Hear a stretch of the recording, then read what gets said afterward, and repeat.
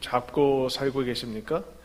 균형을 잘 잡지 못하면 건강하지 않은 증거죠. 그죠? 건강한 사람은 균형을 잘 잡고서 이제 움직이고 하는 것을 볼 수 있습니다.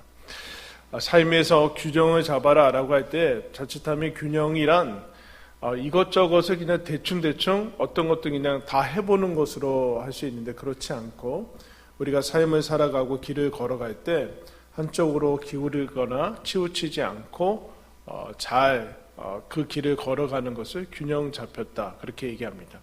그런데 우리가 한쪽으로 치우치고 또 그렇게 하는 기가 쉬운 그 경향을 볼 수 있습니다.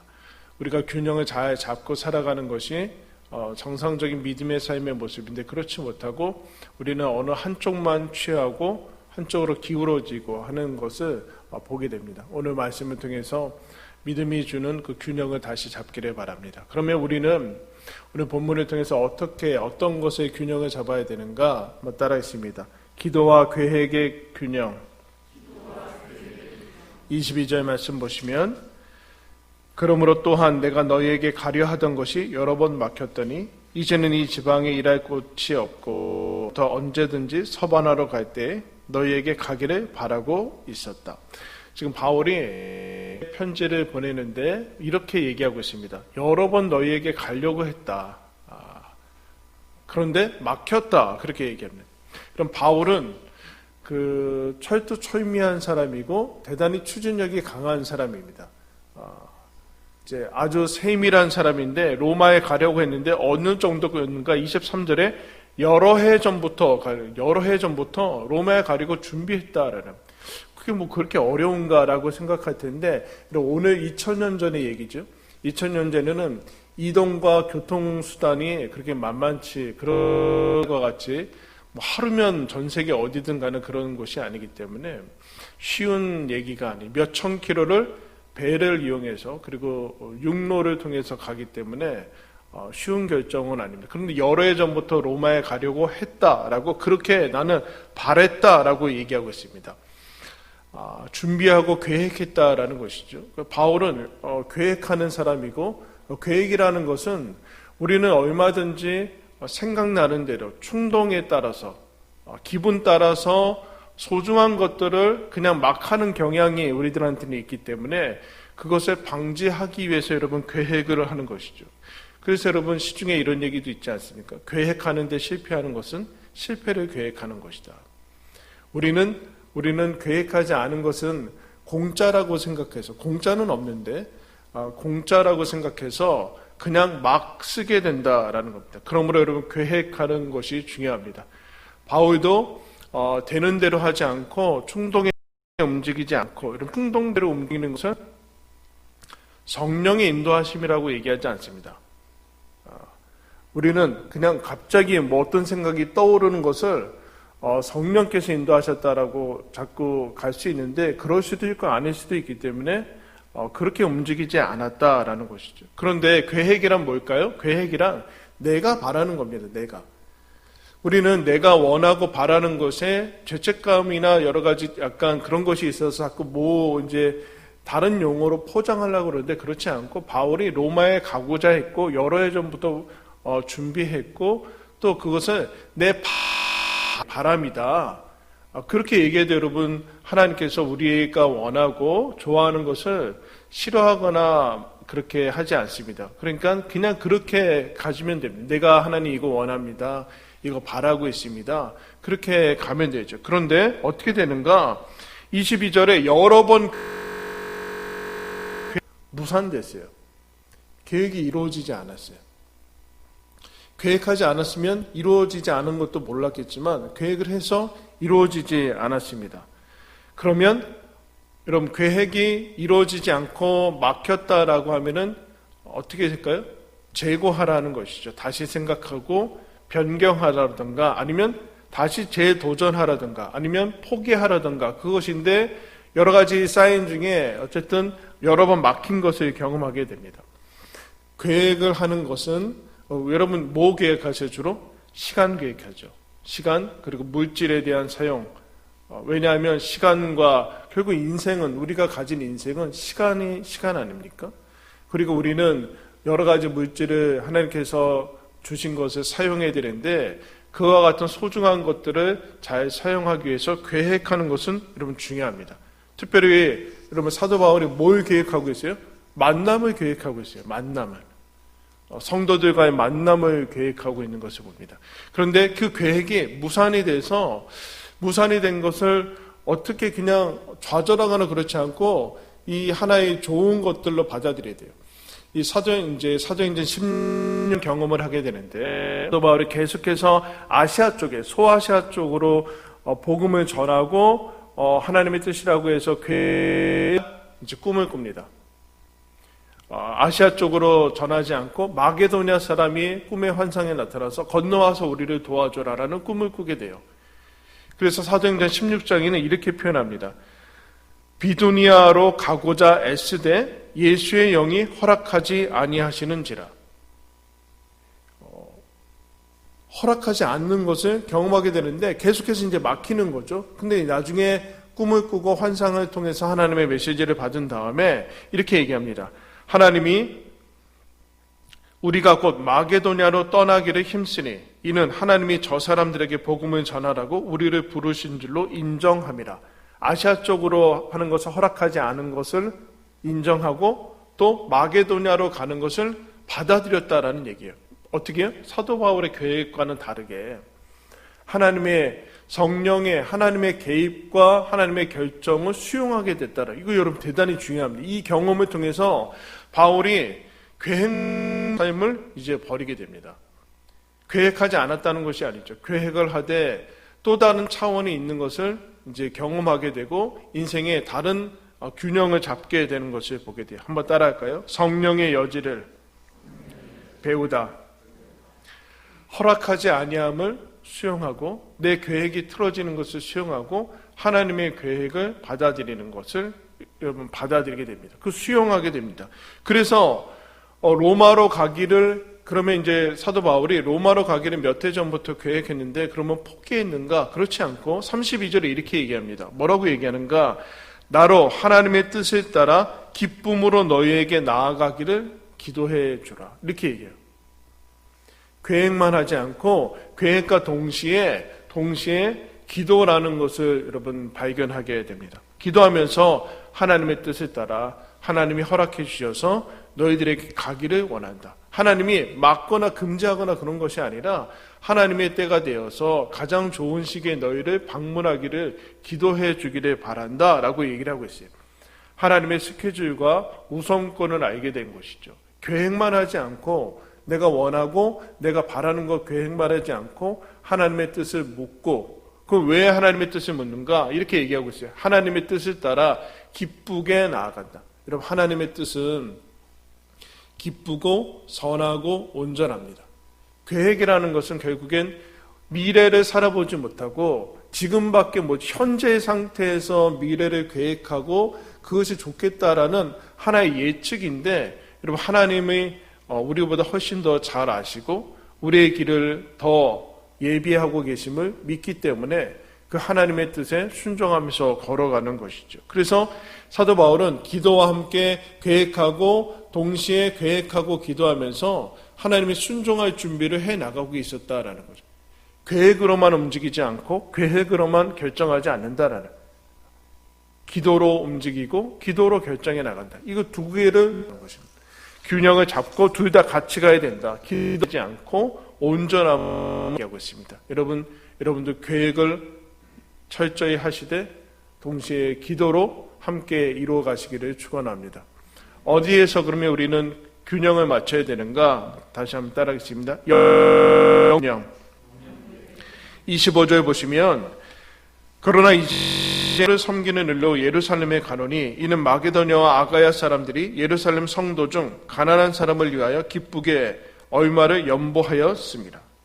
지금 바울이 로마로 가려고 하는데 맨 처음에 로마로 서바나는 이제 스페인이죠. 오늘 스페인. 서바너 그러잖아요. 스페인어인데 스페인으로 가려는 그 목적지를 정하고 중간에 로마가 3분의 2 지점에 이제 있는데 거꾸로 정반대 방향의 예루살렘으로 갑니다. 왜냐하면 예루살렘이야 이 이제 유럽이죠. 유럽 지역에서 얼마를 이제 연보라고 얘기했는데, 연보는 글자 그대로 자기 재물을 내어서 다른 사람을 돕는 것을 연보라고 얘기합니다. 단순한 헌물이나 이제 헌금을 넘어서 다른 사람을 도와주는 그 이제 자기 재물을 연보라고 얘기했는데, 그 연보를 전달하고 거꾸로 갔다가 다시 로마로 가겠다라는 얘기를 하게 돼요.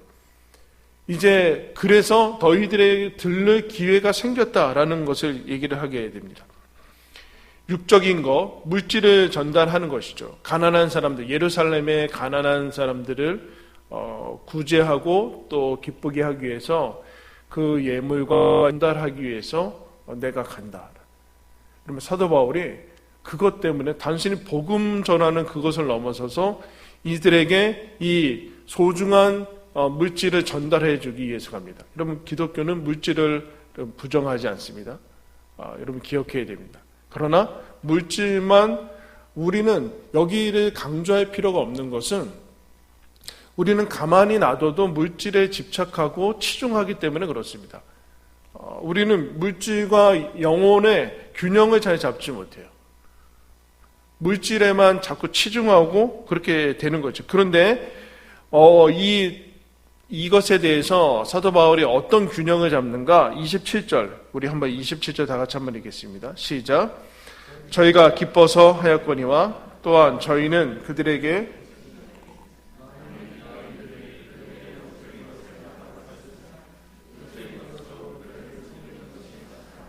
아멘. 여러분, 물질을 나눈다는 것은 대단한 것이죠.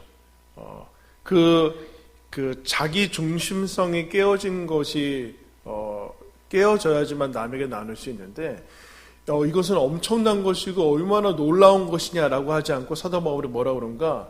마땅한 것이다, 그렇게 얘기를 해요. 그럼 왜 마땅한 것인가? 이렇게 얘기해요. 예루살렘에서 유대로부터 해서 복음이 마게도냐와 이쪽으로 전해진 것 아니냐. 너희들이 영적인 것을 받았다. 그러면 육적인 것으로, 예루살렘이 지금 어려우니까 어려울 때 육적인 것으로 그 빚이라고까지 표현해요. 반드시 갚아야 되는 그것으로 섬기는 것은 마땅한 것이다. 생색내는 건 아니다. 그러면서 무엇을 더 중요하다라고 얘기할 것이 아니라 육적인 것이 있고 영적인 것이 있는데 둘 다 소중한데 다 균형을 맞춰야 된다. 그렇게 얘기를 하고 있습니다. 육적인 것도 소중하고 영적인 것도 소중하다. 둘 다 가야 되는데 여기에 연보를 가지고 가는 이유를 뭐라고 하는가? 열매라고 얘기를 하고 있어요. 열매. 단순히 돈만 갖다 주면 여러분 좋을 것 같아요. 그렇지 않아요. 얼마나 이게 어려운지 몰라요. 그래서 바울이 기도를 해요. 이 연보를 가지고 가는 그 사역이 그들에게 받음직하게 기도해달라 그래요. 받는 사람이 기쁘게 받아야지, 받으면서 비굴함과 저쪽에서 상색이 느껴지고 마치 의도가 부정하고 그러면은 여러분 이것은 안 받는 말 못하죠. 사람을 존중하면서 그야말로 선물이 되도록 하는데 이게 담겨 있는 겁니다. 그러면서 바울이 왜 로마로 저쪽으로 가야 되는데 왜 예루살렘 쪽으로 가냐라면 이 영적인 축복을 함께 나누기 위해서 가는 것이, 단순히 물질을 나누기 위해서 가는 것 아니다라고 얘기를 합니다. 그러면서 이렇게 얘기하죠. 29절에 내가 너희에게 나아갈 때 그리스도의 충만한 복을 가지고 갈 줄로 아노라. 로마한테 갈 때는 연보를 가지고 예루살렘에 다 주고 가는데 뭘 주고 왔다니? 이 기쁨. 서로 얼굴도 못 본 사람들이 그리스도 안에서 한 형제라고 자기의 주머니를 열어서 도와주고 또 복음을 전하고, 여러분 이 당시에 복음을 전하려면 목숨 걸어야 되는 거죠. 자기 터전을 넘어서서 엄청난 대가를 치르면서 복음을 전해요. 복음을 전하고 또 자기가 가진 것, 넘치고 부족한 것들을 서로 채우고 세우고 흘러보내는 일들의 이 그리스도의 사랑의 열매, 은혜를 받은 자의 열매, 성령의 열매를 가지고 가는 이 기쁨, 우리가 그리스도 안에서 하나님의 자녀된 기쁨을 나누는 것을 봅니다. 부족함과 필요를 채우고 나누고 영적인 것뿐만 아니라 육적인 것도 서로 나누고 하는 그 교류와 흐름을 지금 얘기를 하는 것을 여기에 그리스도의 충만한 복이 있는 것이죠. 여러분 육적인 것이 흘러갈 뿐만 아니라 영적인 것도 같이 흘러가야 된다. 그럴 때 우리는 균형 잡힌 삶을 살아갈 수 있다. 주보를 보실까요? 고대의 클레멘스라는 사람이 이런 얘기했어요. 주보에 자신이 소유한 것이 아니라 자신이 나누고 소유가 아니라 나눔이 사람을 행복하게 만든다. 성령의 열매는 너그러움이다. 그렇다면 부는 영혼 가운데 있다. 영혼 가운데 있다. 많이 가진 사람이 부자가 아니라 나눌 수 있고 그 안에 하나님으로 인해서 충만한 성령의 부요함이 있는 사람이 부자다라고 얘기하고 있습니다. 이런 복에는 물질적인 복과 함께 영혼의 축복도 있습니다.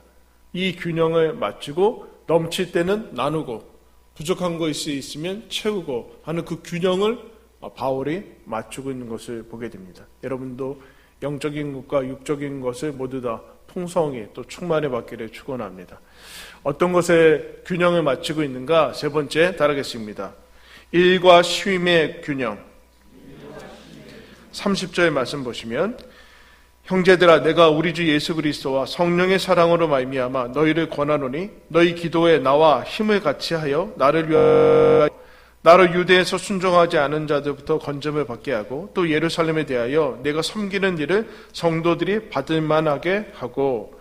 여러분 사도 바울이 사역하는 사람이죠. 일을 하는 사람이죠. 근데 첫 번째 어떤 것을 일을 부탁하는가? 기도 요청을 하고 있어요. 여러분 기도 요청. 여러분 기도 부탁을 하는 사람이 신앙이 좋을까요? 기도 부탁을 한다는 것은 뭔가 문제가 있고 어려움이 있고 또 그런 해결되지 않은 것들이 있다는 얘기인데 그를 부탁하는 것이 믿음이 없는 걸까요? 있는 걸까요? 여러분 어려운 일이 있으면 기도 부탁 안 하잖아요. 숨기고 네? 아무 일 없는 척하고 좋은 일만 얘기하잖아요. 아니요?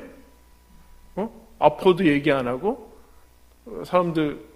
근데 바울은 기도 부탁을 첫 번째 어디나 얘기를 하고 기도 부탁하는 게 일이다. 그래서 뭐라고 하는가? 나도 기도하는데 나와 힘을 같이 해서 같이 하나님께 기도해달라. 기도에 나와 같이 힘을 써달라.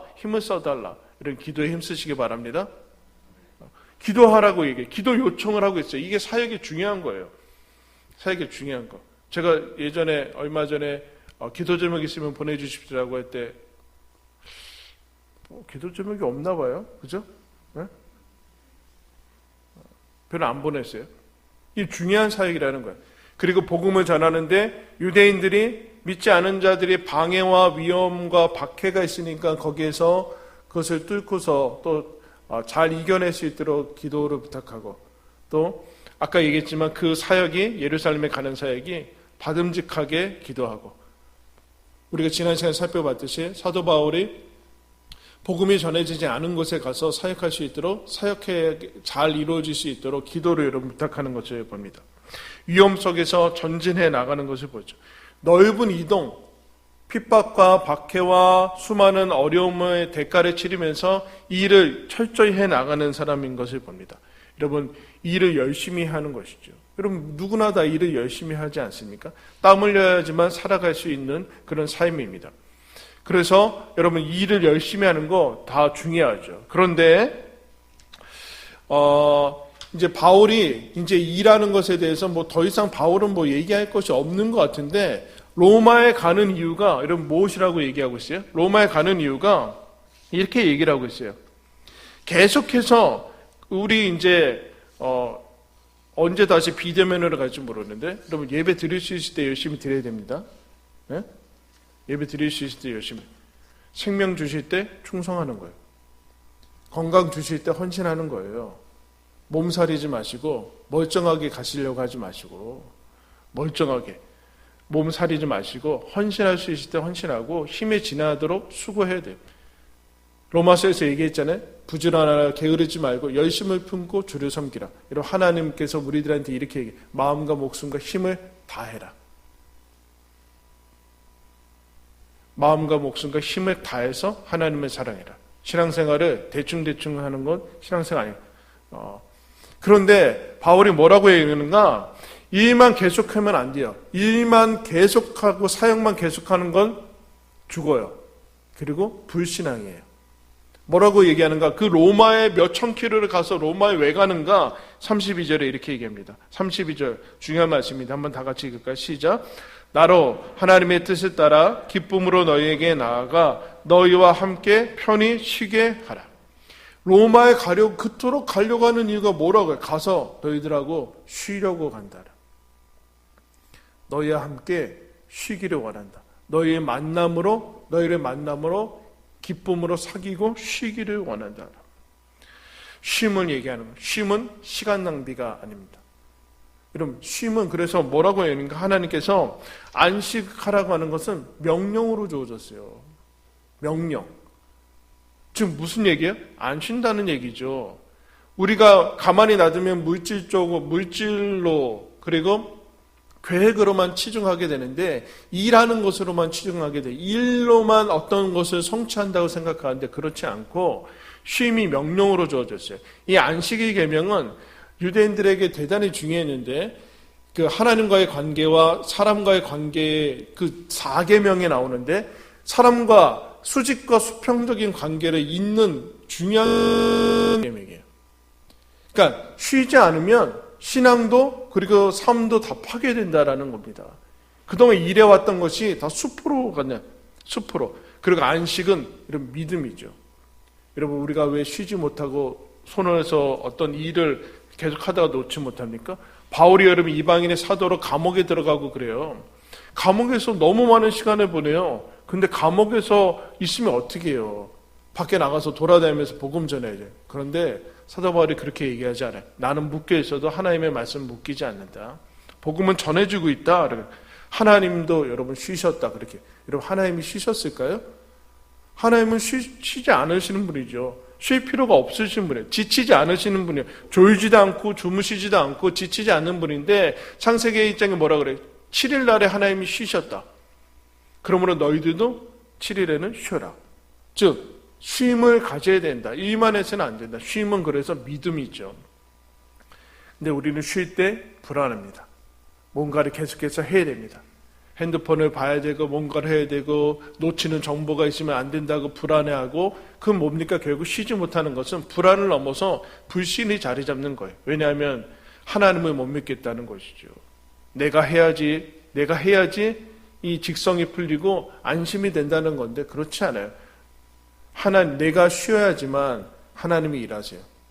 하나님이 일하시는 것이 훨씬 더 여러분 좋습니다. 불안을 하나님께 맡기고 쉬어야 될 때는 쉬고 놓아야 될 때는 놓아야 된다. 이렇게 얘기하는 거예요. 나는 로마의 교회 그들에게 나아가서 놀 것이다. 그 얘기하는 거예요. 일하고 그리고 일할 때는 일하고 쉴 때는 쉬고 하는 것이 여러분 필요해요. 이 균형을 맞춰야 됩니다. 기도와 계획, 영육의 균형, 그리고 일과 쉼의 균형을 통해서 하나님께 정말로 건강하고 거룩한 삶을 살아갈 수 있는 이 특권을 받은 것이죠. 이런 믿음이란 이 균형을 지키게 합니다. 바울처럼 오늘 성경 말씀처럼 이런 균형을 지키고 내가 어느 쪽에 치우쳐졌는가 점검하시고 균형 잡힌 믿음으로 하나님 앞에 살아가시기를 예수님의 이름으로 축원합니다.